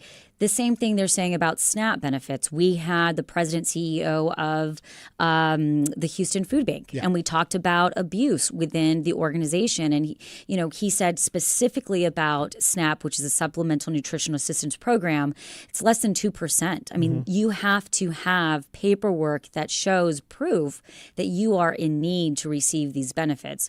So there is an element of questionable. There's question around saying that these are people are being taking advantage of these programs. I think we conflate what is basic humanitarian care with giving medical insurance to undocumented individuals. If you have a gunshot wound, a stab wound, are suffering a heart attack and are going into a massive seizure and you are brought into an emergency room, they will treat you. They do not check to see what is your insurance status or any of that. It is, we take care of humans in this society, in this country. That is not the same thing as giving someone full insurance. That is preserving life. And oftentimes, I think that's where the conversation gets confused. They say, oh, well, this undocumented person got treated for this. Look at their getting in. No, but what is the alternative? Are we supposed to let people drop and die on the streets? No. We're a compassionate people, or should be. Therefore, it is defined that undocumenteds do not get services from our government, but we do preserve life. I think I have stated that correctly. Let's go to Al from Montrose, 713-440-887-D. 8870. Al, what's on your mind? I was just going to mention I find it interesting that just a few years ago, when the Democrats were in power, they were trying to kill the filibuster, and now when the shoe's on the other foot, it's we must preserve the filibuster for consensus. It's really laughable, but I really think that it should not be. It should have never been even discussed, because we've got a problem right now with people just not willing to go across the aisle and work together. And but I just find it very funny. The Democrats were extreme on getting rid of the filibuster, and now they're, oh my God, we can't lose the filibuster. We have to keep that in place. So it's just interesting. And I'll hang up. Al, thank you for that. I guess I will say, as of today's date, October 31st, 2025, I'm in favor of the filibuster no matter who's in power. I believe we do need to find bipartisan across the board. May I have thought other things at other points in time? Maybe. But right now, I think that we're at a point, and I think moving forward, the filibuster, I'm on filibuster. But I do think, Al brings up a good point that we see it happen often by both parties, where when, one administration comes in, all of a sudden, everything that they were saying, they're, backtracking and changing. We're getting tired of the hypocrisy from both sides, essentially. Well, this show is never complete unless there's a Frank here. We don't have our Frank Billingsley, but we have a Frank from Katy on the line. I don't think it's Frank Billingsley and Katy. But anyway, Frank, what's on your mind? Hey, hello. Can you hear me there, right? Yes, we can. Okay, look, I've been following this political stuff that's been going on in this state and this country for a good while. I've never heard of this government shutdown until Newt Gingrich or with Ted Cruz. And they were willing to hold this country hostage because they didn't like the liberal agenda. Now they're trying to twist this thing around and make it all about the Democrats doing this thing again. What happened earlier in this year when Chuck Schumer gave in, and they went ahead and did the brutal thing that they did to the government employees? They started firing, laying off, and so forth. And they keep on doing this. You can't trust anything that comes out of a conservative mouth. They're very dangerous people.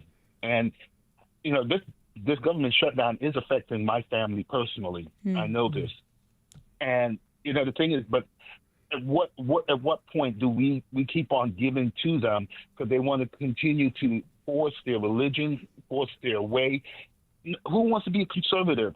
Being liberal, being a progressive is what got this country moving forward and got most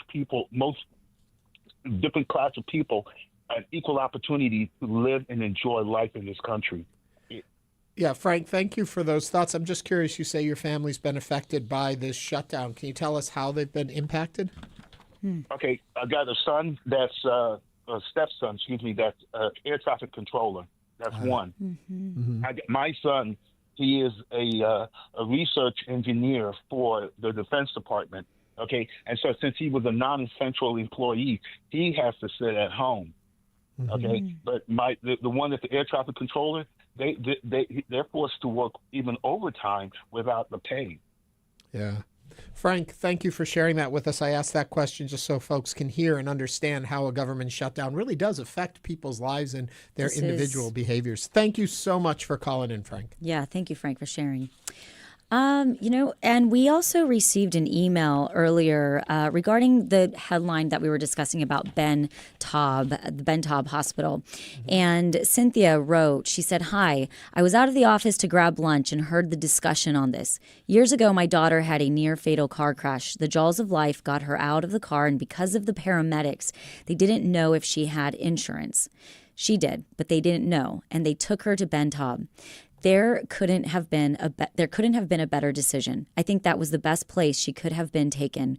We spent the weekend not knowing if she was going to make it. They saved her life, and we were thankful for that. Kind regards, Cynthia. So that's just an example of when people are out there and it is in a dire situation. Ben Taub is that hospital where people go. And it's both points. They don't look at the insurance. They treat someone, and Ben Taub is there for our community, and they do need to expand. I will say one other thing. We always do what the day is today. It's October 31st, and this is, for those of you who are not keeping track, it's Halloween. That is the day on my list for today. Today is Halloween, so there you go. I'm done. Coming up on Hello Houston, we'll talk about rising energy costs in the state of Texas. This is News 88.7. Stay with us.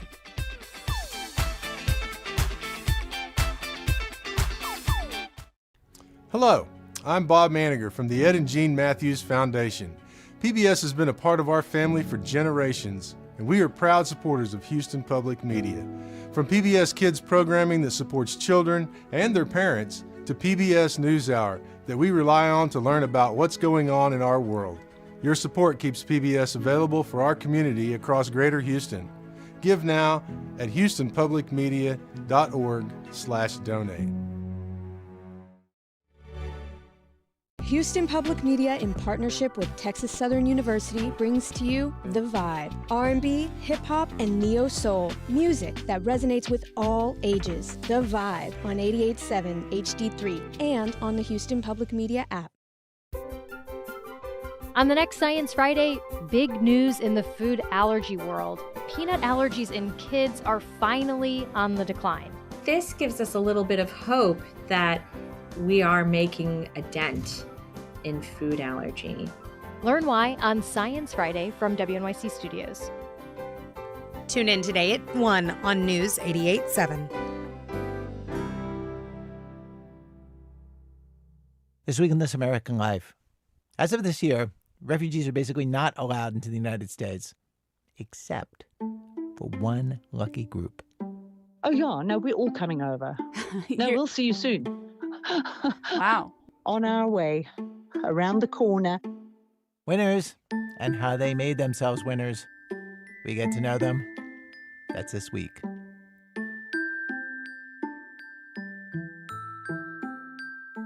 Support comes from Specs Wine, Spirits, and Finer Foods. Texas family-owned and operated since 1962. Celebrating fall with a variety of wines, spirits, beers, seasonal sips, and more. Details at specsonline.com. The fun starts here.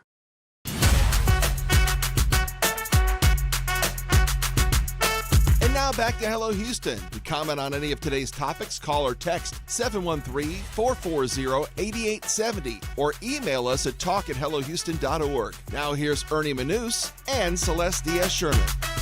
For many Texans, keeping the lights on is getting harder to afford. A new survey from the University of Houston and Texas Southern University finds that nearly 1 in 3 Texans faces a high energy burden, spending a large share of their income on electricity. As aging homes, grid upgrades, and new industrial demands drive costs higher, low-income, minority, and rural communities are being hit the hardest. To tell us more is Gail Buttorff, Research Associate Professor at the Hobby School of Public Affairs and Associate Director at the University of Houston Center for Public Policy. Gail, welcome to Hello Houston. Thank you for joining us. Thank you for having me. Appreciate it. And if you would like to join the conversation, if you have a question for Gail, you can give us a call or send us a text, 713-440-8870. Okay, as always, I start with the boring question, just so we can set the stage. Sure. So the survey, tell me a little bit about the survey, and is it simply based on the respondents' opinion of situation, or is it also got an economical element to it and a price survey and all of that, or is it just opinion poll? Okay, great. So the Texas Trend Survey has been a 5-year collaborative project with Texas Southern University, and this particular survey asked about a variety of issues, one of which was, of course, rising energy costs.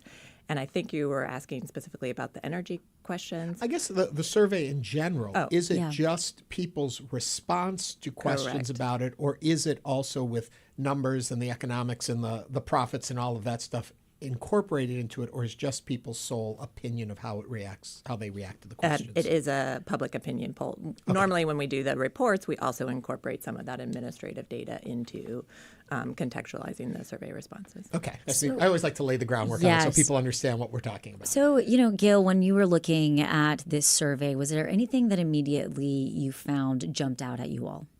Yeah, first of all, I think the fact that 2/5 of Texans reported having some difficulty in the past 12 months paying their energy bills, whether that was once, twice, or 7 or more times. We had 2/5 of respondents say they had some difficulty. And then they also had some difficult choices to make about paying energy bills or paying for other necessities. Mm-hmm. An interesting point that I saw was talking about partisanship in here and how where you align politically impacts your view on how the situation is.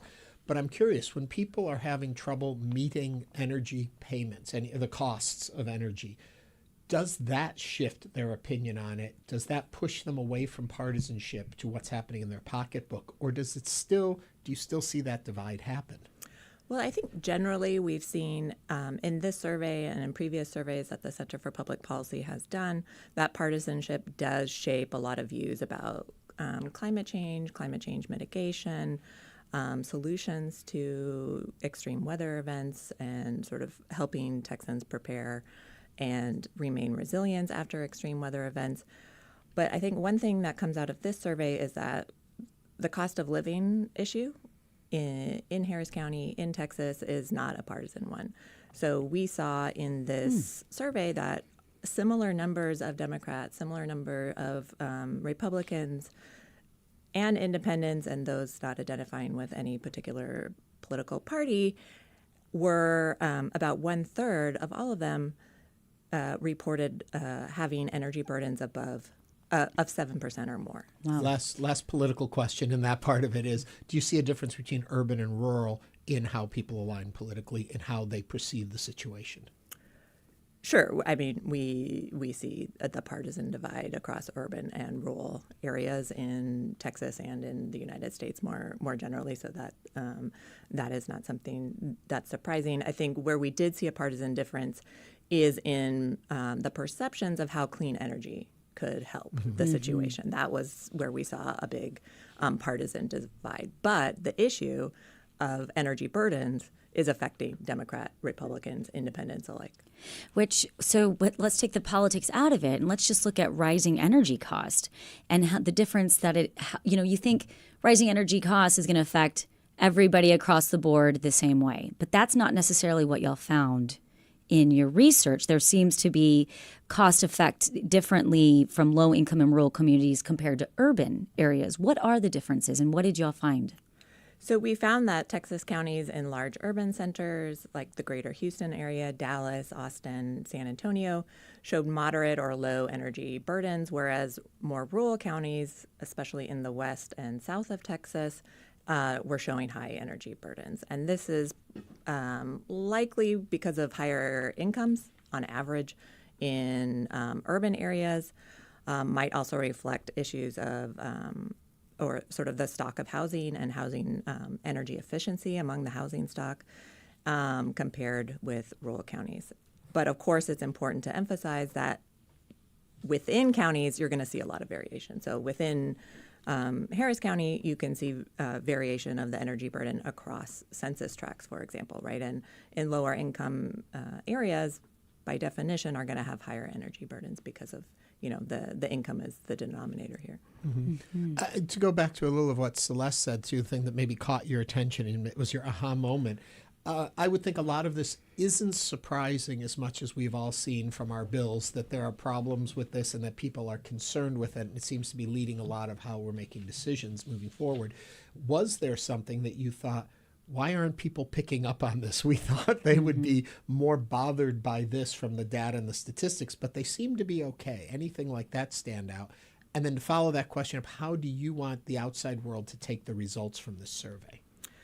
I'm going to start with the second question first. I mean, I think one of the great things about the Texas Trend Survey has been that Texans are telling us exactly where it hurts here. We're hearing from Texans themselves, right? They have older homes, higher summer electricity bills, and medical needs during outages.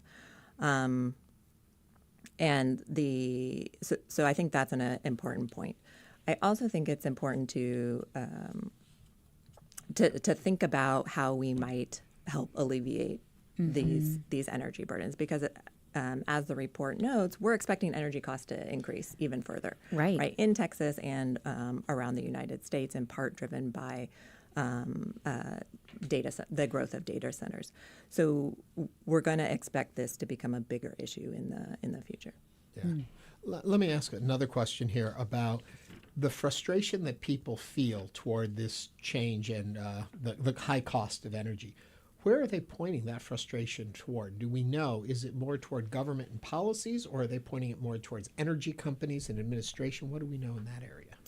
That's a great question that this survey in particular did not ask. But in previous surveys, and one which we did after Winter Storm Uri in 2021, showed that they were, holding the government as well as the as ERCOT responsible for. I bring that because people were so angry at ERCOT, but I'm wondering in a survey, like, are they saying it's the people doing it, or is it the people making the policy? So in the past, it's been pretty equal, you're saying. Yeah. And, when we look at this, Gail, we're talking about how energy trends are only looking at the rise is just going to continue. So what does that mean for people that are looking at this and saying, what change can actually happen? What needs to happen to potentially slow the trend or help reduce energy burdens on households? Yeah, that's a great question, in part because, as the energy costs increase, we're going to expect more energy burden, right? And this is coupled with the housing cost burden that Texans are already facing. Yes. So in Harris County alone, some 50% reporting spending more than 30% of their income on housing costs, right? Which is known as a burden for housing, where it's 6% for energy. So it's something we do need to address, or we're going to see more and more Texans having to make difficult choices about what should we prioritize. Should we prioritize our energy bills, our medical bills, our housing costs? And it's also important to note that, electricity is not just, about your own comfort. It's a health issue, right? Especially in the summer. We also saw the importance of having access to electricity for medical devices, especially during emergencies, natural disasters, and extreme weathers. Which we know that we're in an area that happens, and it's only going to be happening more frequently. Correct. And so there are policies out there, and there are some existing programs that can help. So, for example, right, you can think about, we all pay the same fixed cost, right, regardless of how much you use. Right, that ends up being, that means that those that are using less electricity are actually paying a higher price per kilowatt hour than those using more electricity. So one option is to, pay for higher usage, right? And I'm trying to find that sweet spot and where it kicks over. Yeah. So I can, I'll put it a little colder. Should I use 550 or 600? Yes, exactly. Make it a little colder in here and save money in the long term. Right. One of the beauties of what you folks are doing is that you're doing this over a period of time. So you can look at trends and you can look at movements. From where you sit, what are you seeing and where do you think this is heading? And is it independent of what happens pricing-wise? I'm not sure I quite understand what you were asking there. Over a period of doing the survey, you're noticing certain directions people's opinions are going, maybe growing in, more discontent in some areas or not. But is that tied directly to what we're seeing in the cost of it, or are there other things at play? I think that's a better way to put the question. Yeah, I mean, I think overall, people are concerned about the cost of living, and that includes energy costs, housing, and so on. We have the Space City panel now for the greater Houston area, and that recently found that 85% of residents in the greater Houston area were citing the cost of living as one of their top 3 concerns for the economic challenges. So I think what we also see in another surprising result from this survey was that when we asked about clean energy solutions, we found about 1/5 didn't really know what clean energy solutions could do for them, which is somewhat surprising given that a lot of our past surveys had found really strong support for clean energy promotion and growth, and so that disconnect was somewhat surprising in finding that some 20+% weren't aware what clean energy solutions could do for their own pocketbooks and energy efficiency. What do you attribute that to, do you think? Is it misinformation being put out there that are questioning it, or is it actually a loss of information? That's a great question. It could be, conflicting information, or it could just be that, I support clean energy for other reasons than my own personal pocketbook, and I haven't really considered how clean energy solutions could impact my own personal finances. Gail, y'all take this information, you gather the data, you look at it, you're looking at trends over long periods of time. How can public officials, or utilities use this data to make better policy decisions? Do you feel like their public officials are listening, or is this? Do you feel like you're just continuously providing this information? Another great question. So, as I said earlier, one of the reasons why the Texas Trends has been such a great resource is Texans. It's Texans telling us where things hurt. And so it can help guide policymakers at both the local and the state level. So I think one is that, mapping the energy burden, understanding the energy burden can help target interventions to where they're needed most. So where do we see high concentrations of those needing medical devices during emergencies? Can we have resiliency plans that target those areas first? Where are areas that we see high energy burdens, and what can we do from the state or local levels to ease the citizens' energy burdens in that area, whether it means potentially enacting utility rate changes. So there are cases where you can have, instead of a fixed rate, you can have inclining rate plans where you, for the fixed charges, where if you're using more, you're paying more for the distribution, right? Also, you can have percentage of income rate plans, right, where you're sort of capped at the amount of your income you pay per month in electricity bills. So there are those types of rate design policies that can prevent hardship and definitely help to mitigate the energy burden for Texans. Gail Buttorff is a research associate professor at the Hobby School of Public Affairs and associate director at the University of Houston's Center for Public Policy. Gail, thank you for joining us today on Hello Houston. Thank you so much for having me. Coming up, we're going to discuss our last-minute plans. Stay with us. They're going to be involving Halloween. As Hello Houston continues.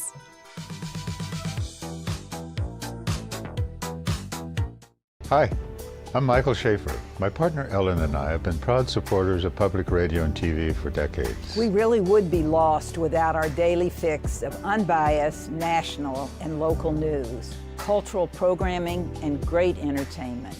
But with recent federal defunding, stations like Houston Public Media face real challenges. Now's the time to step up. Give now at houstonpublicmedia.org. Thank you. Did you know that you can leave a legacy gift for Houston Public Media larger than you ever dreamed possible in your lifetime? To learn more about estate planning, call 713-743-7714 or visit houstonpublicmedia.org/legacy. On Fresh Air, you'll hear conversations with entertaining people like Nancy Cartwright, the voice of Bart Simpson. I gave him one take, one sound, one voice, and that was it. Blah, blah, blah, blah, blah, blah, blah, blah, blah. And Matt, his eyebrows went up, his tongue came out of his mouth. He's like, oh my God, that's him, that's Bart, that's him.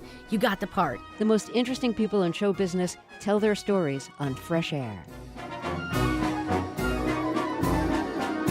Fresh Air, weekdays at 8 p.m. on News 88.7. I'm Maria Hinojosa, this week on Latino USA. As I say, the hunting of Latinos. If there's anything you should hear to get a full picture, not only of what's going on with the ICE raids, but what's to come, it's this. It's exhausting, but I would be more tired and more exhausted if the community was left unprotected. That's this week on Latino USA. Tune in Sunday night at 7 on News 88.7. Houston Public Media presents The Moth Story Slam, November 4th at River Oaks Theater. Doors open at 7 p.m. The theme of the night is Cheat. Tell a story about deceit. Tickets at houstonpublicmedia.org/themoth.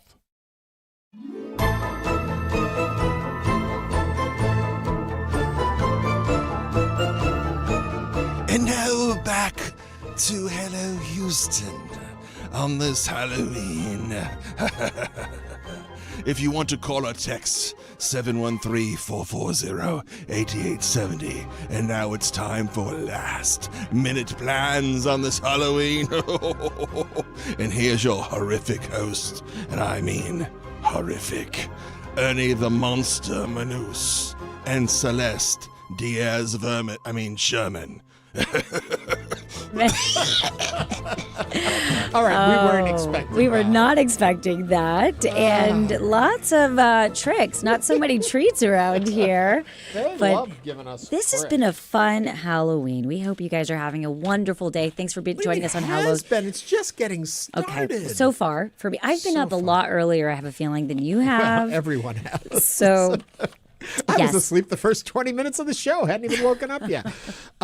Yes, we are celebrating Halloween here. Somebody did write to me and said, this is also not just, is it Halloween? It's also National Caramel Apple Day. I love a good caramel apple. Love it. Especially with nuts. I do like a caramel apple with nuts, more so than just caramel. I'm not a big fan of candy apples, though. I don't know how to eat them candy still. apples. If you bite into it and the cracks and it falls, give me a caramel apple anytime. Well, I Give love me caramel. one. Come on, bring me one. Alex Garza says online, all my candy I pass out tonight comes with a 15% tariff. I thought that was funny. That is funny. All right, we've had some great zingers today. Yes, we have. Still not hearing your costumes. I haven't looked on Instagram to see if you folks have been sharing your costumes with you. I was sharing my Michael Myers. Celeste was sharing her pumpkin self with us. Yes. And we'd all the love pumpkin to see spice. what else is going on there. Earlier when we were talking about the energy costs and all of that, we also had a comment that said, energy is a basic human need and shouldn't be profit-driven. Why can't it be regulated? And I went back to the old saying of a public utility. We all played Monopoly. We knew there were the utilities. They were publicly held. But in Texas, they're not. I think that's just a continuous question because in other places it is regulated. Mm-hmm. And so I think we're always asking those questions. We also did get a question. Did Ernie ever get his donut yesterday? Yesterday, I went kind of on a donut jag on the show, talking about donuts, and some of you did share where your favorite donuts come from, but I never got my donut. Somebody did spoil and say I did find a donut hole, and there were donut holes here. Not the same thing. I enjoyed it, but really, we never got our donuts. And now, not only do I want a donut, I want a caramel apple. You know what I think is so funny is how there are some people who have like hot takes, and they become very famous about their hot takes. Ernie's hot take is he needs a donut. At least now. That's right my now. hot take. But you know what? It is that Friday. I was going to say evening, but it's not yet. Obviously, it's 1 o'clock. It's You're just trying to rush through this Halloween. This. Before you tell any of that, I just want to say we also got someone who said that the energy was regulated until we voted that down, which brings me back to my favorite talking point for the next few days. Early voting continues to 7 o'clock tonight.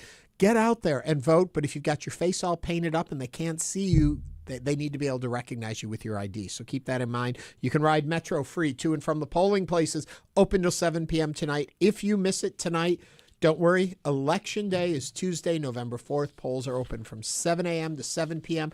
It's all those referendums. It's all those amendments. There's 17 of them, I believe, on the ballot. Read through them, know what they mean. That's where things like voting out the public utilities and making them private, that's where those things happen.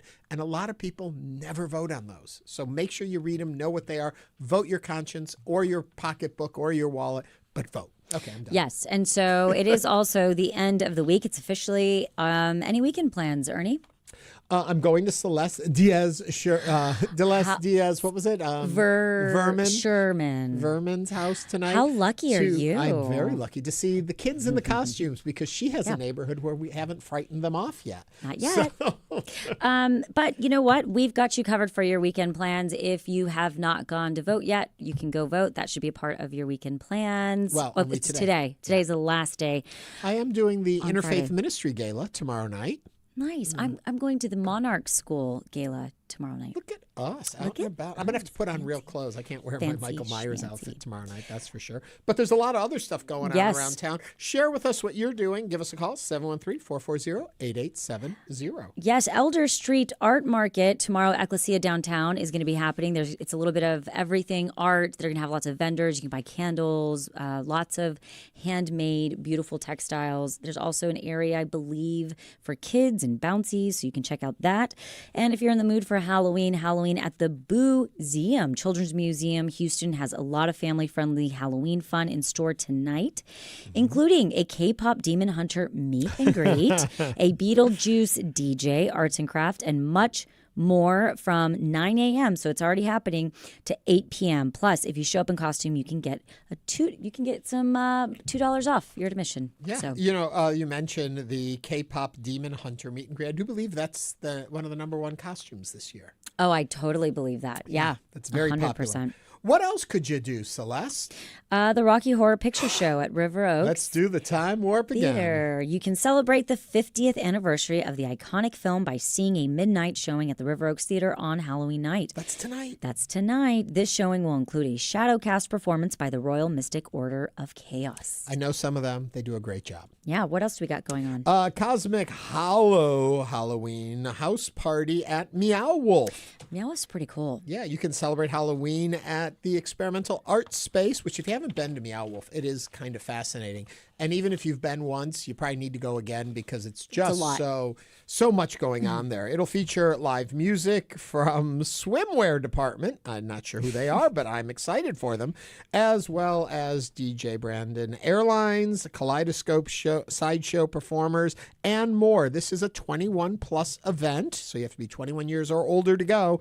It's from 8 p.m. to midnight. I do believe there is a fee also to get in for that. But if you don't want to pay a fee and you want to see some really outrageous costumes, and again, I would say it's probably for the adult crowd, 21 and up, go to Pacific Street in Montrose. They close the street off, and wow, the costumes you will see there will be, after we leave your house, because yours is early, because it's for kids. It's kids. We're going over to Pacific Street, and we want to take a look at some of the crazy costumes that are out there I might just hop in your car and go with you. You can. Or you can just ride your broom over there. Kid. You're the one yesterday I said did. you were a I am. witch. Last year, I dressed up as a witch, and I said I was just my usual self.